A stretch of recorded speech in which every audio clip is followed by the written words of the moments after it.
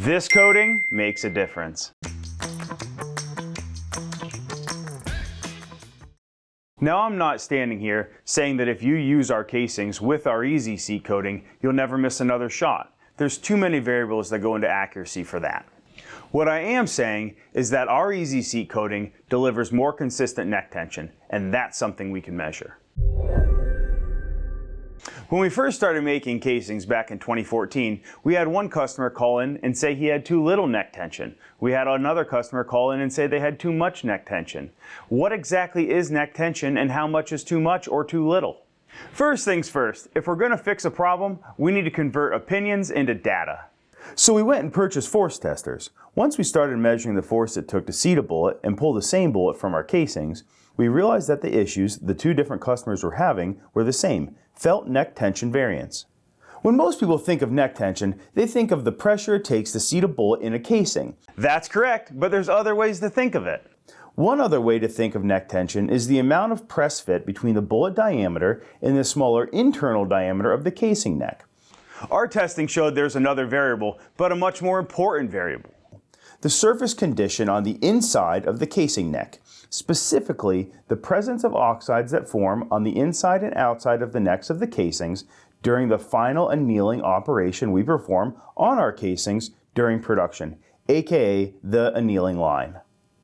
You've probably noticed that we leave our annealing lines on our casings. Said differently, we don't polish our casings after they go through their final neck and shoulder annealing during production. We leave our annealing lines on our casings for two main reasons. Reason number one is that annealing is important to the quality level of the casings we produce, so we want to prove to our customers that we've actually performed this critical final step instead of just skipping it. And reason number two is that we just plain like the way the casings look with their anneal lines left on. We think it makes a better looking casing. As a casing manufacturer, when we chose to leave our annealing lines on our casings instead of polishing them off, we had to accept that the oxides, which form on the inside of the necks of the casings, are going to scrape the jackets of the bullets as they're seated. We also had to accept that our customers are going to have to perform some type of prep work on the new unfired casings if they want to avoid these oxide problems. Basically, the customer will either have to mandrel the casing necks, dry tumble the casings in polishing media, coat the inside of the necks with some type of lubricant, or wire brush the inside of the necks to remove these oxides. If the customer doesn't perform one of these four prep work options, they will suffer through extremely high and inconsistent bullet seating force on the initial loading and firing of the new casings. At least that's what we thought before we invented the Easy Seat coating. We take pride that our casings are ready to load right out of the box. Maybe a light chamfer if you want, but that's it. We know some customers will always run brand new casings through their own prep process, no matter what, but they don't have to if they don't want to. One of the ways we achieve our out-of-the-box performance is through our Easy Seat coating. Without getting too scientific, what our Easy Seat coating does is wrap the inside and outside of our casings in an anti-tarnish coating that also has a dry lubricant built into it. Basically, our Easy Seat coating both gives our casings extra protection from corrosion as well as encapsulates the oxides on the inside of the casing necks. This coating then prevents the oxides, which form on the inside of the neck of the casings, from grabbing and deforming the bullets as the bullets are inserted into the casing necks. Our Easy Seat coating also reduces the amount of force it takes to seat primers in the casings during the first loading. This is just another way our Easy Seat coating makes our casings easier to work with. I know this coating sounds simple, but a ton of testing went into confirming its use with brass rifle casings.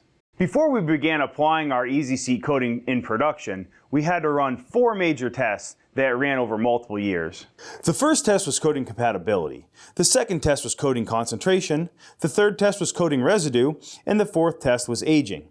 All of these tests, performed over multiple years, were done to make sure our Easy Seat coating not only works great right now, but will continue to work decades into the future. We know our customers love testing and data. Trying new tools and techniques to see how they affect accuracy is half the fun of loading your own ammunition. To show you we aren't just blowing smoke, we ran some extra tests to show our Easy Seat coating in action, improving neck tension and loadability. Let's get the testing details out of the way. The caliber of casing we used was 7 PRC. The casings all came from the same production lot number and QC number as well, to eliminate external variables. The bullet we used was a 165 grain Sierra Tip Game King, and the amount of bullet to casing neck tension, or press fit, was 4.5 thousandths for all casings used in the test. The first test we ran was comparing our bullet seating force in our casings with and without the Easy Seat coating. We took the data we collected and put it into bell curves for you to see. You can see the casings without the Easy Seat coating took substantially more pressure to insert the bullets into the casings, around 272 pounds of force. The bullets inserted into these uncoated casings definitely show the effects of that high seating pressure, as evidenced by the seating stem deformation ring on top of them. On the other hand, look at the bell curve for the casings with the Easy Seat coating applied. The average seating pressure dropped to 85 pounds, and the bullets have a much less pronounced seating stem deformation ring on them. The other piece of data to note is the standard deviation improvement for the casings with our Easy Seat coating applied. Here's a summary chart for both bell curves. In simple terms, our Easy Seat coating equals lower and more consistent bullet seating pressure. We did the same test again, but for bullet pull force. You can see from this graph, the bullets pulled from the casings without our Easy Seat coating have an average bullet pull force of roughly 96 pounds. But more importantly, the standard deviation of the bullet pull force is about 10.5 pounds. Remember that number.